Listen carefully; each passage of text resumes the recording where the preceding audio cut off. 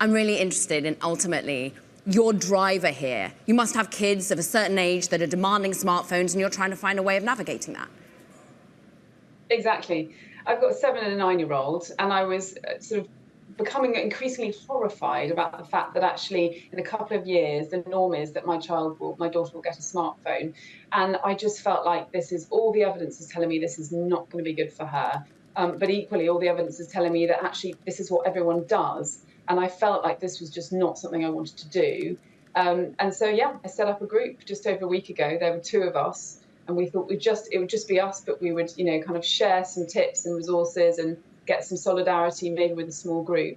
And as you said, it's gone completely viral, and thousands of people joined overnight. And we've realised that actually we're not alone in feeling like this. And actually, a lot of people are clearly really, really worried about this too, and really want to talk about it together. I mean, your leading stat is almost 100% of 12-year-olds have a smartphone. And I wonder what ultimately you think you can achieve through this. Interestingly, you're using technology to kind of try and fend off technological use by your children. But what do you say to the investors that listen to this show, or those that are backing Apple to keep on selling smartphones, or social media to keep on targeting all age ranges?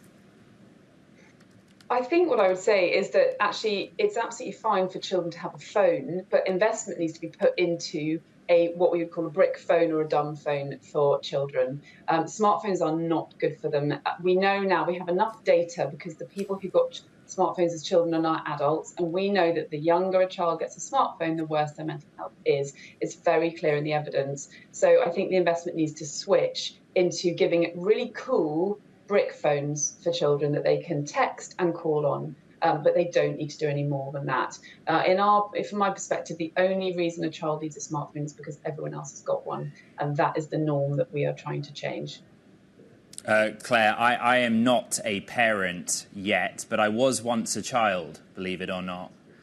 What I'm struggling here with is, what is the principal concern? Is it the hours of usage, or is it the risk that parents feel their children are exposed to because simply a smartphone gives access to the internet? So I think there are three main risks here. Number one is the impact it has on mental health. It triggers anxiety. Using smartphones, we know it has a range of impacts on well-being.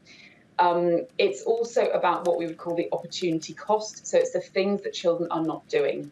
So in recent years, we've switched from a play-based childhood to a screen-based childhood. And we know that all children, of course, if they have the choice between playing outside and a screen, they go for the screen. So it's the things that they're not doing, which is really, really worrying. And it's also the huge amount of content that they are opened up to, which they are not ready for. They are now seeing the most shocking things on smartphones. And I think actually a lot of parents are not aware of what their children are looking at. And they're seeing images that they can't unsee, essentially. Claire, I would note that if it's an iPhone or even a Samsung phone, there are very clear parental control instructions on the websites of those companies that parents can use. Caro did a great job of setting out the movement. Incredible what you did in a short space of time. Has anyone in the UK government, or a representative from Apple or a representative from Samsung, reached out with you to try and work with you on this? We've had a lot of MPs coming forward, so politicians from the UK wanting to talk to us about it. We haven't had any tech companies get in touch yet. But what we want to do is work with the tech companies and say, look, this is actually a great opportunity. Design a really cool phone that every 12-year-old wants. It doesn't need to have internet on it. It can just be a cool, whatever brand you want. But at this moment, no, we haven't had anyone reach out. What we're doing is just empowering parents. We want the change to come from parents themselves. And then we believe that schools, government, tech companies will all follow if we vote with our feet.